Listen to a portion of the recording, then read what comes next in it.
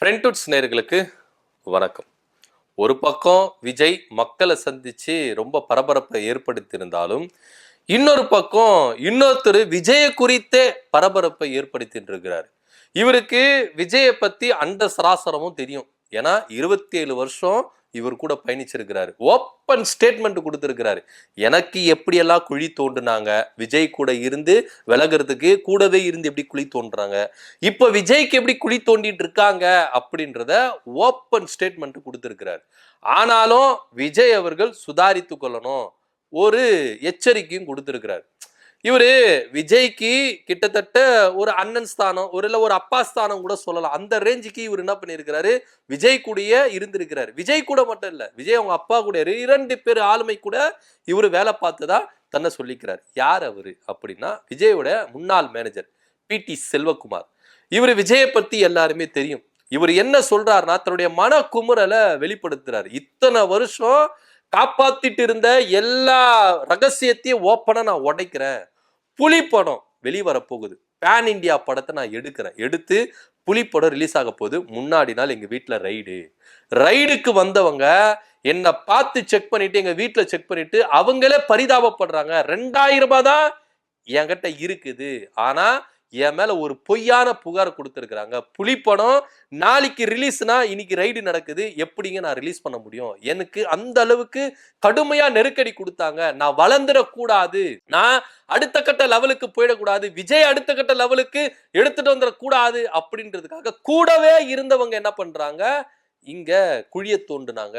இது என்னுடைய அம்மா மேல சத்தியம் அப்படின்னு அடிச்சு சத்தியம் பண்ணி இருக்கிறாரு PT செல்வகுமார். தன்னுடைய குமரலை வெளிப்படுத்தி இருக்கிறார்.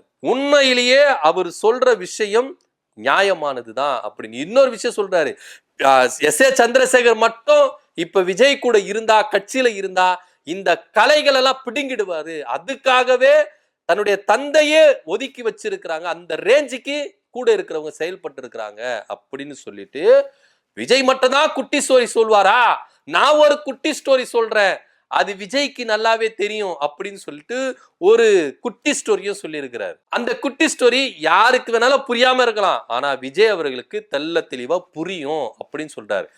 ஒருவேளை PT செல்வகுமார் யாரை சொல்லுகிறார் அப்படின்னு அலசி ஆராய்ஞ்சு பார்த்தா 2 பேரு தான் வெட்ட வெளிச்சமா தெரியுது. இவங்களை வச்சுதான் இவர் சொல்றாரா அப்படின்னா, ஆமா சொல்றாரு அப்படின்னு. யாருப்பா அவரு அப்படின்னு பாத்தீங்கன்னா, ஒரு பக்கம் விஜயோடைய மேனேஜர் ஜெகதீசன், இன்னொரு பக்கம் விஜயுடைய கட்சியின் பொதுச் செயலாளர் புசி ஆனந்த். இவங்க 2 பேரையும் தான் இவர் சொல்றாரு. இவங்க 2 பேருடைய பிடியில தான் விஜய் அவர்கள் சிக்கி இருக்கிறாரு அப்படின்னு சொல்லிட்டு சூப்பரா விளக்கமா சொல்றாரு. ஏன்னா நீங்க விஜயோட ஏற்றத்தாழ்வு எல்லாவற்றிலும் PT செல்வகுமார் அப்படின்னு ஒருத்தர் இருந்திருக்காரு. கிட்டத்தட்ட அவர் சொல்றாரு, விஜய் அப்படின்ற மரம் நான் வளர்த்தது, நான் தண்ணி ஊத்தி வளர்த்தது, எனக்கு அந்த பொறுப்பு இருக்கு அப்படின்னு சொல்றாரு. அந்த மரம் நான் இல்லாம வளர்ந்துருக்கா, ஒரு பெரிய ஹீரோ தான், நான் இல்லைன்னு சொல்ல வரல, ஆனாலும் கூட இருக்கணும்ல, அந்த கூட இருந்து வளர்த்தவன் எனக்கும் அதுல பங்கு இருக்கு அப்படின்னு சொல்றாரு. புசி ஆனந்த் எப்போ உள்ள வந்தாரோ, அவர் வந்ததுல இருந்தா எனக்கும் விஜய்க்கும் பெரும் சண்டை வந்து நான் வெளியே வரேன். அதுக்கப்புறம் அவங்க அப்பாவுக்கும் அவங்களுக்கும் சண்டை வந்து அவங்க அப்பா வெளியே போறாரு. இன்னைக்கு SA சந்திரசேகர் இருந்திருந்தா அந்த கலை பிடுங்கப்பட்டிருக்கிறோம் அப்படின்னு சொல்றாரு. இது வரைக்கும் இவங்களை 2 பேரையும் ஒன்னா சேர்க்காததுக்கு காரணமே அந்த ஒரு கேரக்டர் தான் அப்படின்னு திட்டவட்டமா சொல்றாரு. விஜய் ஒரு பக்கம் மக்களை சந்திக்கிறேன் அப்படின்னு ஒரு புரட்சி ஏற்படுத்தி சந்திச்சாலும், விஜய்க்கு ஆப்போசிட்டா நின்று ஒரு புரட்சி ஏற்படுத்தின்றாரு, கூறவே இருக்கிறார். அவர் வந்து என்ன பண்றாரு, விஜய்க்கு ஆப்போசிட்டே இல்ல அப்படின்னு சொல்றாரு. விஜய் நல்லா இருக்கணும், இன்னைக்கு கட்சி ஆரம்பிச்சு ஒரு நல்ல நிலைமைக்கு வர்றதுக்கு எதிர்காலம் அவருக்கு இருக்குது, ஆனா கூட இருக்கிறவங்களே அவருக்கு பின்னாடி குழி தோண்டிட்டு இருக்காங்க. அது விஜய் புரிஞ்சுக்கணும், விஜய் தெரிஞ்சுக்கணும். விஜய் தெரிஞ்சு புரிஞ்சுக்கிட்டு அவங்களை நீக்குனா விஜயோட அரசியல் வாழ்க்கை வேற மாதிரி இருக்கும். அவர் அப்பாவை கூட வச்சுக்கணும். SA சந்திரசேகர் இருந்தா அந்த கலை எடுப்பாரு. அதனால தான் கிட்டவே நெருங்க விட மாட்டாங்க. இன்னைக்கும் விஜய் மேல எனக்கு நல்ல பொறுப்பு இருக்கு அப்படின்னு சொல்றாரு. குட்டி ஸ்டோரி சொல்றாரு. அதுல ஒரு தவளை ஆனந்தமா இருக்குது. அந்த தவளை ஆனந்தமா குளிச்சிட்டு இருக்கும்போது ஒரு தேல் அந்த குளத்துல விழுந்துறதுனால ஹெல்ப் பண்றதுக்கு அந்த தேலு கேக்குது. ஆனா நான் உனக்கு ஹெல்ப் பண்ணா நீ என்னை கொட்டிடுவேன், அதனால நான் உன்னை ஹெல்ப் பண்ண மாட்டேன் அப்படின்னு சொல்லிட்டு தவளை சொல்றதுனால, இல்ல தேளு நான் சொல்லுது இல்ல இல்ல ஒருவேளை நான் உன்னை கொட்டிட்டா நானும் சேர்ந்து முழுகி தானே போனோம், அதனால நான் காப்பாத்திரு அப்படின்னு சொல்லிட்டு தேளு வந்து தவளை கிட்ட ரொம்ப கெஞ்சி கூத்தாடுறதுனால அந்த தவளையும் சரி சம்மதிச்சு கரை கிட்ட சேரும் போது தேளு என்ன பண்ணிடுதான், தவளையை கொட்டிடுதான்.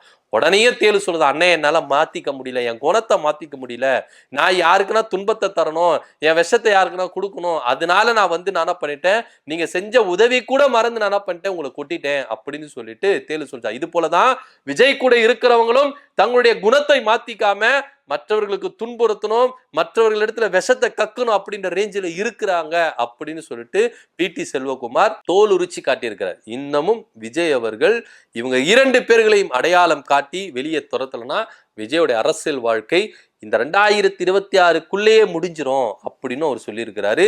தகுதியானவர்களை உள்ள வச்சுக்கோங்க, உங்களை அடுத்த கட்ட லெவலுக்கு எடுத்துட்டு போறவங்களை இங்க நீங்க வச்சுக்கோங்க, அவங்கள விட்டுடுங்க அப்படின்னு சொல்லிட்டு பிடி செல்வகுமார் அறிவுரையும் சொல்லி இருக்கிறார். ஏன்னா என்னதான் இருந்தாலும் பிடி செல்வகுமாருக்கு ஏற்றத்தாழ்வு அப்படின்றது தெரியும். ஏன்னா விஜய்க்கு எவ்வளவு படங்கள் சரிவுல போயிருக்கு, எவ்வளவு ஃபெயிலியர்ல போயிருக்கு, அப்பவும் பிடி செல்வகுமார் தான் உறுதுணையா இருந்திருக்காரு. இன்னைக்கு ஒரு மாஸ் ஹீரோவா ஆயிட்டாரு அப்படின்றதுக்காக புஷியானந்த் உள்ள வந்ததுனால, புஷியானந்த் வந்ததுனாலதான் நான் பெரிய ஆளானேன் அப்படின்னு எல்லாம் இங்க நினைச்சுக்க கூடாது. உங்க ஃபெயிலியர்லயும் பிடி செல்வகுமார் இருந்திருக்கிறாரு, உங்க வெற்றி படத்திலையும் பிடி செல்வகுமார் இருந்திருக்கிறாரு அப்படின்றது தான் நிதர்சனமான உண்மையா இருக்கு அப்படின்னு சொல்றாரு.